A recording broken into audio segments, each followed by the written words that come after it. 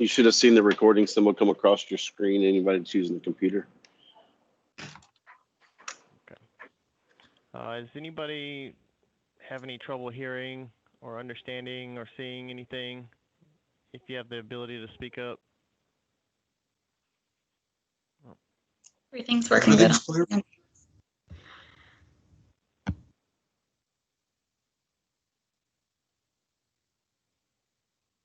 Okay.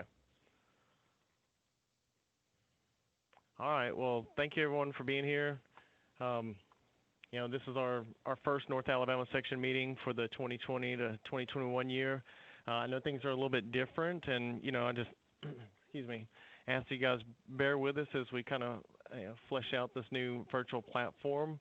Hopefully, we'll be learning through this experience and make it better as we go. Unfortunately, Zoom was not an option for us, as some members can't access that from their work. However, anybody who's present, please feel free to shoot us an email with any feedback or ideas on how to do this better. I know a lot of y'all probably have more experience than I do in this environment. And just for your records there, our email address is huntsvilleasme@gmail.com.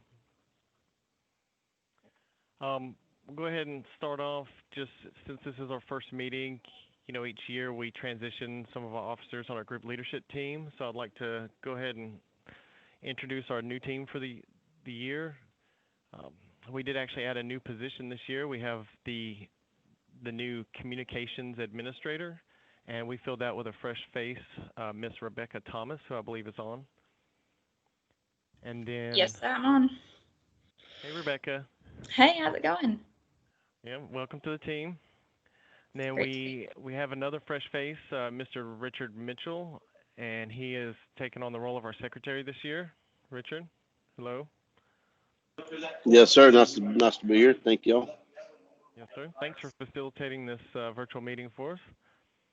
We also have Mr. Gary Ware, and I don't know if he's on today, but he has transitioned into our treasurer role for the year.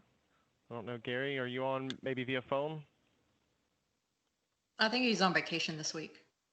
Yeah, I got one of those auto responses on email, so I suspect as much. No worries, we'll miss him this month, but we'll catch him next time. We also have Miss Jennifer Cooper. She has now moved into our vice chair and program chair roles. So thank you, Jennifer. She's doing a lot of hard work to procure our great speakers, including Mr. Waters for today. Hey, Jennifer. Hey. All right, and then we have myself. I'm Greg Duke. I didn't formally introduce myself. I'll be taking on the role of section chair this year. Also, just something I don't know we touch on very often. We do have our directors, Drew Wahlberg, Lisa McCullum, and Rob Getman. I don't know. I see Rob is on. I'm not sure. And then Peter Llewellyn, who is a director as well as our past chair. And then just want to say hi to Christina Carmen, who is our student section faculty advisor. She's present today. It's always lovely having her. So I just want to say hi to everybody and introduce everybody. And, I really look forward to serving our section this year with these outstanding individuals. We're going to strive this year to be able to continue providing some excellent guest speakers and support the students and professionals. We'd like to do that without sacrificing quality and effectiveness of our events, given the new platform. But there's a learning curve there, and we're going to try our best. And I look forward to this year. Now, I mentioned Peter Llewellyn. It's a custom for us to take a moment. We would like to recognize Peter. He's our outgoing section chair. Peter's been a fantastic contributor to our section over the years. I know he's been serving us at least 4 years for the North Alabama section. Feel free to chime in and correct me if I'm wrong. Excuse me. And he's provided a lot of good support and insight over the years in other areas as well, ASME related, as well as with some of our students. I know he works for Siemens and has a good program there. So I just personally want to say how much we greatly appreciate your dedication, Peter, and your attention to our section. Just for some of those that are new here, it's our ritual to honor our outgoing chair with an engraved gavel. This year, I'm not able to give it to him during this meeting and pose for a photo op as much as I'd like to, but I did meet with him earlier, a couple of weeks ago, and handed it off to him. And let me see if I can do that thing. You did edit the picture a little bit, so it looked thinner, right, Greg? Please tell me you did that. Well, I edited your face mask to be Alabama. Oh, geez. I I'm was, just kidding. yeah, I know. I knew that might happen. It's okay. Do y'all see my screen? Am I doing it right? Here you go. Oh, well, actually, Richard has us now. So there's our wonderful past chair there and director Peter Llewellyn receiving his gavel and doing his duties to maintain proper social distancing and pandemic precautions there. And as a Bama fan, I'm happy to say War Eagle to you today. Well, I knew that took a little bit for you to say, so I appreciate that. I hope you do. I'm sitting in a room with my youngest son's portraits, and one of the things he has up there is a couple of shots from Alabama games. So it's interesting. Well, we're not all jackwagons, so, but Yeah. I recognize good sports when I see it. It's always fun to josh a little bit. So Sure. anyway, again, thank you so much for all you've done, Peter. And I mean, I think we all hope to continue receiving your awesome support as you fall into a director role and past chair. Your emails with your insights and observations and reminders are absolutely necessary, especially for me as a young section chair trying to fill this role. So please stick around and continue helping us out. I appreciate the kind words, Greg, and I really enjoyed the time with everybody in the section and gotten to know a little bit about how it works and things to do and getting a little closer to the community. And that's one of the things, the benefits of being part of a professional organization of any kind is getting connected a little bit tighter and learning a little bit more about your backyard, and that's provided that opportunity. But I've also been able to use some of our relationships and get Siemens better connected, and they saw the benefit of starting a few years ago. So Siemens has done a lot of things at the national level now. We're helping a lot with the eFests, and as part of one of the things that we've provided also for employees this year. I don't know how many other Siemens folks are around, but I'm trying to populate or share that information. We've been able to acquire a discount for Siemens employees. So if you know any Siemens employees of any section or any area of this area, any company in the area, I think there's some in Scottsboro, some in Birmingham. There's some other places, but they should receive that discounted benefit. I don't think it's something I'm supposed to publicly say a whole lot about, but it's a significant discount, which will hopefully increase the ASME membership in different areas, and that's encouraging to me. We also provide, I think, an opportunity to download our product now as part of the membership. So I don't know what version that is. It might be a community version, but that's good as well. So we've bought in. We're trying to provide some benefit, and I hope that we continue to do that. But I will definitely plan on trying to stay as connected as I can and help where I can. If nothing else, I'll be doing my business development role for ASME whenever I have the opportunity to do that. So thanks for your kind words, and thanks for the time. Yeah, sweet. So just to clarify, that is Siemens offering their employees a discount on ASME membership. Is that what I heard? Exactly right. Cool. Well, that's fantastic. Thank you. And I hope that gavel looks good on your shelf next to what did you say it was your son's? Yeah. I'm at his desk. So yeah, I use it to start off meetings at work now. They don't really much appreciate it, but that's cool. All right. Well, I don't want to keep Mr. Waters too long, so let me just put forth this little plug here, and then I'm going to hand it off to Jennifer, and then we'll have some additional announcements at the end of the meeting. I just want to say, speaking of our transitions for our group leadership team and, our outgoing section chair, we're always looking for motivated individuals to help perpetuate the success of our section. If anyone is interested or knows anyone who may be interested, who's motivated and would like to become a member of our group leadership team, we do have an easy entry to the team as an officer in training or an OIT. This position, allows individuals to become active and attend our GLT meetings and discussion threads and provide input and become kind of a part of our section activities on the leadership side without the pressure of an official commitment. We find that this really helps people to kind of sample the role and better discern whether or not it's right for them. I don't think we put a limit to the number of OITs we accept. So if anyone's interested, please reach out or ask.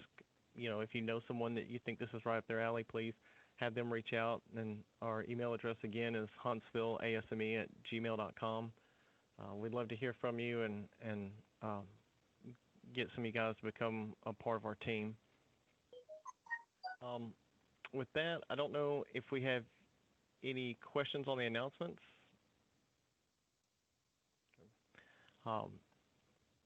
If there aren't any, I'm going to go ahead and hand this off to Jennifer and let her introduce our speaker for the day. Jennifer? Hey, can you hear me? Yes, I can. Yes. Okay, Yes, great. So the great thing about virtual is that we can branch out a little bit and get some speakers we may not normally get. And that includes today's speaker, Jamie Waters with the Southern Company down in the Birmingham area. He's been with them, so it looks like for almost 20 years, starting as a co-op student. Oh, wow. Working multiple different projects, plant design, project controls. Early last year, he joined their digital engineering team, overseeing some pilot projects. And now he's a project engineering group, overseeing the digital transformation projects for the company's West region. He's been an active volunteer in ASME for a long time. That's how we know each other, including leading the ASME's Human Powered Vehicle Challenge. And he's received the ASME Dedicated Service Award for his contributions in 2018. He received a mechanical engineering bachelor's degree from the University of Alabama. Big Alabama fan there. He lives in the Birmingham area with his wife and his 3 lovely kids. So I'll let Jamie take it away and give our topic on digital transformation today. All right, thanks. Can everybody hear me? Or I'm having some swap arounds with the microphones. Is it coming through okay? Certainly. Awesome. And great. Is my screen being shared? Yes, sir. Yes. Fantastic. Look at that. Look, that's 2 wins. I'm going to stop right here. Thanks, guys, for your time. No, I appreciate the opportunity to be here. This is very exciting for me to come and share with you guys and talk about what we're doing from a digital transformation standpoint, and just meeting with you. Like Jennifer said, it's pretty cool to be able to do this. It's not something that we would normally be able to do, if this was an in-person meeting. So I'm excited to be able to share with you a little bit virtually. I only have a 4-hour presentation, so I noticed that this meeting is an hour long. So I just hope you guys can hang in there with me for the additional 3. No, I'm kidding, and I assume everybody's laughing hysterically. So I am excited to be here. I've loved my time serving with ASME, being the EFS. Probably I should have put this in my bio. My claim to fame with ASME is, if you ever look up the ASME Human Powered Vehicle Challenge, they did a series of videos, Top Gear style, a couple years ago, and they're hosted by my friend we met that weekend, Liam from ASME, and me, and he's from Great Britain, and so everybody likes to joke about how the well-dressed Southerner and the British guy played really well off of each other, and we've become fast friends. And it's kind of uncanny how many commonalities we ended up having, even to the fact our birthdays are 3 days apart. It's weird. So anyway, that's not what I'm here to talk about. So I'll talk to you guys a little bit about digital transformation in the energy industry. As Jennifer said, I do work for Southern Company. I know you guys have heard of us, but maybe don't know all of these fun stats about our company. We are a fairly large company, 46,000 megawatts of capacity. That actually recently was lowered a little bit because this is post lowering. Used to be higher than that. We used to have some service in Florida with Gulf Power, and we actually sold that to NextEra. A lot of power lines and natural gas, but really the part that affects us in what we do in digital transformation is the approximately 30,000 employees. A lot of those are in our plants, and what we do is we're helping those folks be more efficient in their jobs. So I want to talk about, if I can get my slides advanced, a little bit, show you a little bit here of what our footprint looks like. As you can see, we're kind of all over the Southeast. You can see kind of our breakdown here: gas, coal, nuclear, hydro, renewable. Those percentages may actually have shifted a little bit since this slide was put together. Our CEO has promised that we'll be low to no carbon by, I think it's 2050.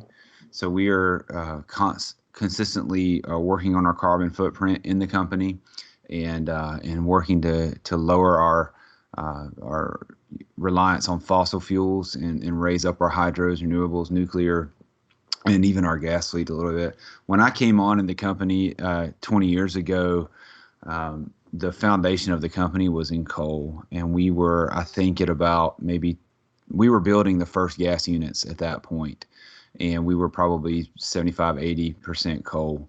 And be honest, none of us at that time thought that we would be moving to the place we are now. So it's been kind of great to see the shift in our company towards more environmental friendly solutions and opening up doors there. So that's been pretty great. So digital transformation, we want to talk about what the need is for that. Why would we even want to start working on something like that in the energy industry? We're kind of, we're not the fastest moving industry in the world. I'm sure you guys have seen. But if you look at the way people spend their day, they spend 40 to 60% of their time looking for and validating information. And you've got 30,000 employees, that's a lot of time. Especially when you consider the fact that probably only about 5% of that is actually analyzed and used.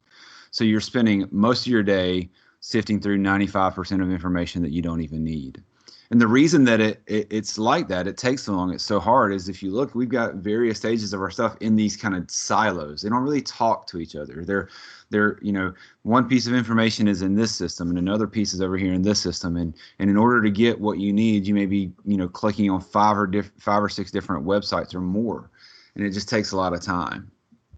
So what we do is we try to take those silos, and through data standardization, asset change management, modernization, and integration in our plants, and we try to pull those silos into one cohesive unit. And this lovely graphic here on the right is trying to illustrate that in a way that makes sense. But essentially, what we're trying to do is get the silos to connect and talk to each other, so that you can go to one hub and get the information that you need. We believe that this digital transformation will increase the safety at our plants, because we're using a lot of laser scanning and modeling information in order to present this information. And so that means less time in the field and also better information when you go into the field. We believe that will increase our plant efficiencies. We'll talk a little bit about where we're going with plant efficiency at the end. That's kind of our future state. We believe that it's going to reduce our O&M costs. I know that just about everybody has seen a crunch this year, specifically in your businesses, unless your business is Zoom, in which case you've seen an explosion. But most of us don't work in that. So we've seen crunches, even the power company. It's funny, when I went to work for the company 20 years ago, everybody said, well, it's a great thing working for the power company. You're always going to need electricity. What they didn't foresee was a manufacturing crunch that shuts down large users of electricity, and a COVID crisis that has rocked the world. And so when you have those kind of things, you have to kind of reduce your O&M costs, and you don't want to do that through letting people go. So being more efficient is a good way to do that. The systems that we're putting together help enhance the training at our sites, where you can sit in a room and virtually walk through a system in order to see the type of work that you'd be doing and where you're going to be and what it looks like. You can add videos and things of that nature. We want better access to clean data, so that time that you do spend looking for data, you're not just using the 5% of it, you're using all of what you come across. And so what we do in this part of this process is clean up the data and bring in the usable data. When we do all of that, we feel like that helps mitigate risk in our company. We also feel like that helps eliminate waste in our company, wasted time, wasted efforts. We're also going paperless as much as possible, so less paper usage and things of that. We think when we have better data in front of us, it reduces the rework that you have through possibly coming across bad data. And then it also helps with employee retention. We all know that modern employees, especially those young folks coming out of college right now, they're used to having information right here, right now, right at their fingertips. They're not digging through binders. They're pulling up Google. They're not searching multiple databases. They have an algorithm. So when we go through and do these kind of things in order to modernize our business, it helps to retain those good employees as well. So this is kind of an example of what this looks like for us. So what we're showing here in the middle is a pump. It's a piece of equipment, and that piece of equipment also happens to have a QR code on the tag. So you may have some different pieces of information that you would want to find about this piece of equipment. Maybe there's a 3D model or a laser scan. Maybe you need to look up the purchase order. Maybe you're looking up the locations in our system, our database where we have our work orders called Maximo, or you need to see some of the operating parameters. Maybe you just need a drawing or some of the procedures. Right now, if you need a drawing, you're going to go to one system. The procedures are probably housed on somebody's desktop. The operating parameters are housed in a different system. Maximo houses all of our work orders and purchase orders. Laser scans are in one system and 3D models are in another. And so when you go to find all that information, you're going to each and every one of those different systems depending on what you're trying to look at. The system that we're putting together takes that equipment number and or that QR code and ties these systems into one network. We call that network Bridge. And so Bridge is where we pull all of these different databases and different systems into one. So a lot of times what you've seen, and you guys may have gone through this in some of your companies, is you'll have somebody come in and they'll talk about a presentation and they say, hey, look at this great, wonderful new thing we have that will make your life better. And all you need to do is completely stop using all of the stuff that you're using right now and learn this new system. And then you go through 2 years worth of learning it. And by the time you figured it out, it's obsolete. This doesn't do that. What we're doing here is we're adding a layer on top of the existing systems that we use, and we're connecting them together in a way that makes it more efficient for our partners. So you can either look it up using an equipment number, like the example there, or if you're on a mobile device and you're out in the field, if you walk up to that QR code and scan it, it'll also bring you to this information right there at your fingertips in the field. What it looks like when you bring it up is this information right here. You can see there's a tag on that laser scan. You click the laser scan tag there. It brings up this Bridge network. You can see the location there. There's a design tag number. You see here on the right, there it is, and there's associated documents with it, related tags, all of that information. So you can look at there and say, oh, okay, that's the motor, and then also here's the power feed control pump to that. Let me click on that and get more information there as well. So it just brings it all into these kind of one system here. So where are we today? So we have, I've talked about a lot of stuff where we want to go. But you can see here we have some areas that we're still looking at how to get there. So this is a process. It's not something that you can do immediately. Right now, we can definitely locate a piece of equipment in a 3D model or laser scans. We can tie that equipment to our drawings through our document retention system. We can tie it to our work orders through Maximo and also our inventory through Maximo. We've got what we call Lotto lockout tagout standards. That's obviously for safety purposes. We are able to pull that in now through Lotto standards, but not necessarily the active Lottos and things of that nature. So we're looking into to doing this more, tying it more to our Lotto system for safety, so that if somebody can pull up a laser scan and see right where information is pieces of equipment, how to lock them out, how to tag them out, how to make sure it's safe, hopefully in the future, whether or not they are currently locked out. Also the same for area hazards. So we have, we're in the early stages of working out our plan for showing where on an active work site you may have an open hole or a hot work permit going on, maybe some confined spaces, or maybe even tying safety data sheets in. So that as your plant employees are planning out their day, you can pull up a laser scan in a conference room from the safety of a desk and say, guys and ladies, when you're out there walking around, if you're in this area, be careful. The grading has been removed. Please, watch your step. We've got fire happening over here through welding and cutting. Please be careful in that area. The operational data, we're working to pull that in using a system called, we have our existing system, OIS, and we're also looking into another system called Pi. And that pulls in how that piece of equipment is operating in real time, maybe some temperature data, maybe some pressure data, whatever data we have on that. And then also procedures, so as you go and you need to do a specific amount of work on a pump or something like that, you want to have your plant procedures. Currently, those are housed on network folders. So there's a pretty big push from our end to try to get our plants to let us put those in a centralized location, house them there so that we can tie those back to the equipment as well. So that's where we are, and that's where we're going. I wanted to put together, one of my coworkers put together this example of currently what this looks like. So if an employee was to have a condition report, there was something that needed to be fixed or something was wrong, they would have a meeting. And then they would plan their work. And as you can see, for that plan, they might need documents, procedures, lotto, parts, work location. Each of those dark green circles there indicates one or more different areas they would go to get that information. Then they schedule their work, give the work to the craft. That craft has some sort of job knowledge they need. Again, the light green areas are potential different areas that they would go to look for that job knowledge. And then you would complete the log and do a workflow. So what we are doing in our digital transformation efforts is we're taking those green areas and we're combining those into one location, so that when you go to plan your work, you pull up one area and it ties all of those systems together, and it just makes that planning and that effort much more efficient and effective, saving our company time and money. Because when you save time, you save money. This is just kind of an email that one of our guys sent. So the software that we use on the back end of Bridge is called AvivaNet, and this is from one of our maintenance specialists at one of our plants. And basically, he was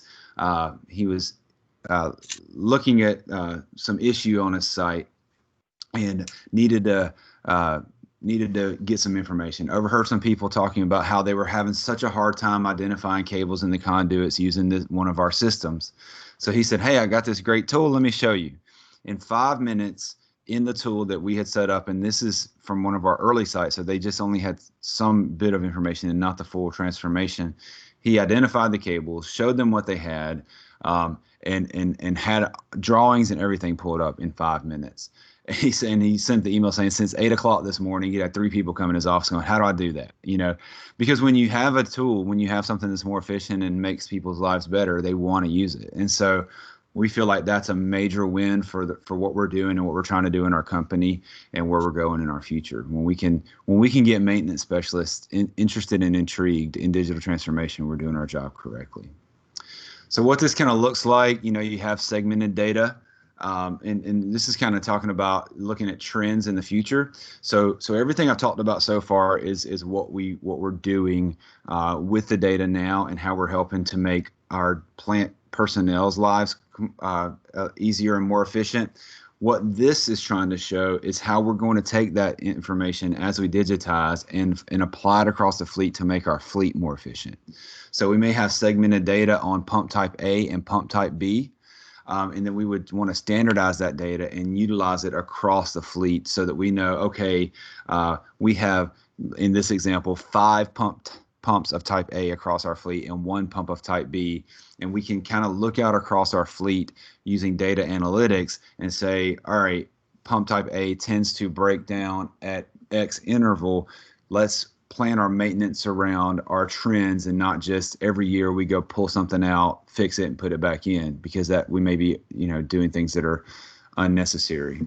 So what we're trying to do with data analytics is we want to adopt a more dynamic, what we call dynamic maintenance strategy. We want to use equipment reliability, pattern recognition. We want to say, all right, if we have this piece of equipment at this site, how many other sites have that same piece of equipment? What's the failure rate? How often do they need to manage it? How often do we need to tweak it? Because, as you guys may or may not be aware, the typical standard has been over the years that there are just certain pieces of equipment that you touch every single time you bring your unit offline. Well, maybe you need to, but maybe you don't. And so it's very expensive for you to take something out of service, go rewind the motors or repack all of the valves or whatever it is that you need to do on that maintenance side, put it all back every single time you turn it off, when really it may only fail every fourth time. So as we're looking at doing this digital transformation and getting more data pulled into these systems and unified, we're looking into expanding that data in order to have a better what we call predictive maintenance strategy or dynamic maintenance strategy using equipment reliability and pattern recognition. So that's all going towards the future of being a more efficient company. So that's kind of what we're doing. I obviously was joking about having a super long presentation, but that's what we're doing at Southern Company. That's what I'm a project engineer. I'm working at one of our plants right now to give them what we kind of call the full treatment for digital transformation. So we have laser scan folks on site right now scanning the plant. We will be remediating all of the documents for the equipment they need. We're giving them a fully remediated model. So there, we have a lot of good, exciting things going at that plant. And also, while I'm doing that, we have our equipment reliability team looking at how to better analyze the equipment that's there. And we're also looking into, we have a brand new power plant being built that we're looking into how we can finish that project and have it already in these systems.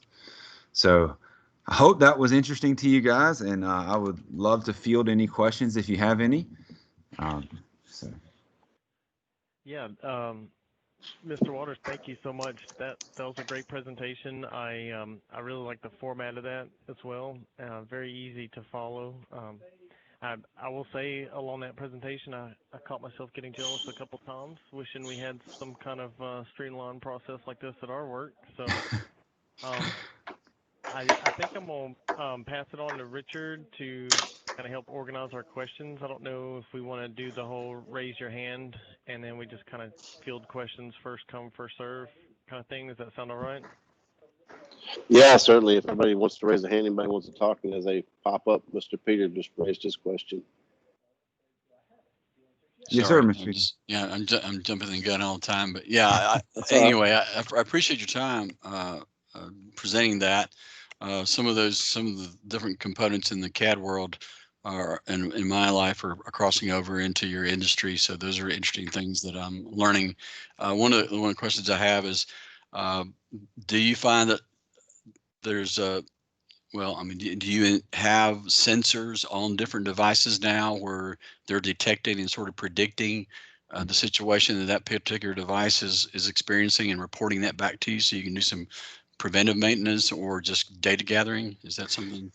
Yes, that's definitely part of what our data analytics team is doing and looking at. We actually have a project out at again at Plant Berry where we're looking into how we can even better utilize those. So there are some pieces of equipment that currently have sensors and things, and we're just looking to tie into those and do predictive maintenance and gathering of that. But we're also at our upcoming project looking at what can we add sensors to that may not currently have sensors, and then what kind of data can we get and gather and utilize from those as well. So that's definitely part of our future, and it's a very big part of our future. We're in the very, very early stages of it right now, but it's pretty exciting stuff that they're working on with that. Yeah, I mean, all that kind of technology is also, flowing over into the medical industry, right? For different pieces of equipment that are put in people and Right. how they can be predictive. So both of these industries seems to be sort of aligning, but I think the airline industry probably had a lot of these things early on because they're doing that in their motors for a long time now and Right. getting predictive type data. Do you have a set of different engineering service companies that provide services to you that you normally work with that are giving you some of this information or providing some of this technology, or how does that work, or is like this new plant all a brand new thing and you're reevaluating everything? So yes, they have, and I can't remember who it is that they're working with. There is an engineering company that they're working with.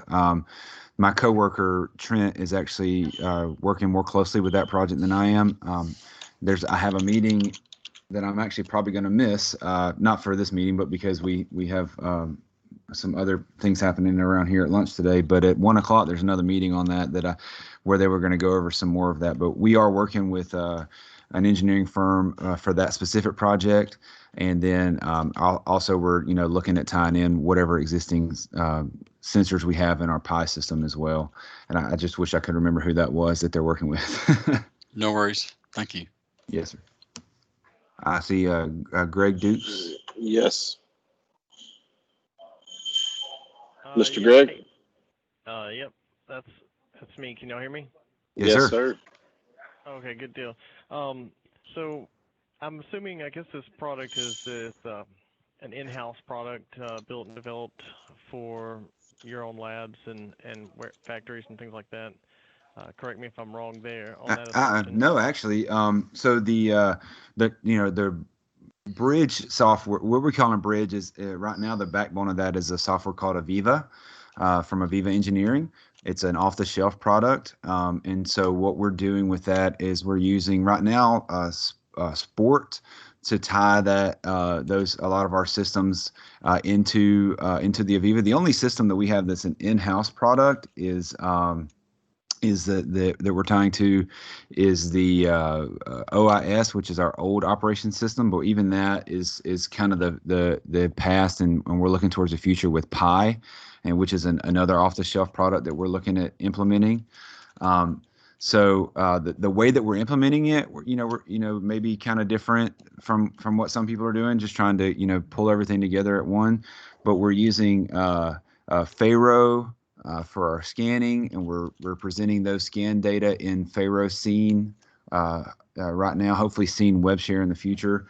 We are using Aviva's Engage product to present 3D models, and Aviva is called Aviva Net, is our bridge backbone, and so we're customizing and using different pools and things of that nature. So there's a lot of in-house work to go to make it all work together like we want to, but we're really tying in different off-the-shelf pieces of software. Even our Lotto is under a piece of software called TK Pro that we've purchased. Okay. All right. Well, thanks for correcting me on there, and that actually answers part of my follow-up question. So since that's all things that you guys are using off the shelf, are y'all in any way? I understand now that these are things that other companies can utilize on their own, but are y'all in any way consulting for other companies to kind of help them put together their own implementation of this? Yeah, that's a good question. At this moment, we're not, but that is something that we're open to. So it's as we go through and we're kind of working our systems and getting them kind of perfected. It's something that we're definitely looking towards in the future. Is working and helping other folks with this. I work in a part of the company called Technical and Project Solutions, and I know that over the past year or so, there's been a kind of a greater push in our organization at large to start kind of consulting outside of Southern Company and offering what we do as a whole to other companies as well. So that's definitely something we'd like to do in the future. Right now, that's not something that we've started to pursue yet, just because we're so new in what we're doing for us right now. Cool. Oh, thank you. Yes, sir. Thank you. So I don't know. Do we have any more questions? Any more hands up, Richard? No, sir, not that I can see. Okay. Well, awesome. Mr. Waters, thank you so much for that presentation and being here today. And I mean, thank you everybody for taking their time to to log in or call in and be here for this meeting. We had a pretty good turnout, especially considering the new platform. So we're going to continue working on that and try to improve on this. So again, feedback is welcome. If you'll email us at huntsvilleasme@gmail.com. I do have a couple of quick announcements before we log off here.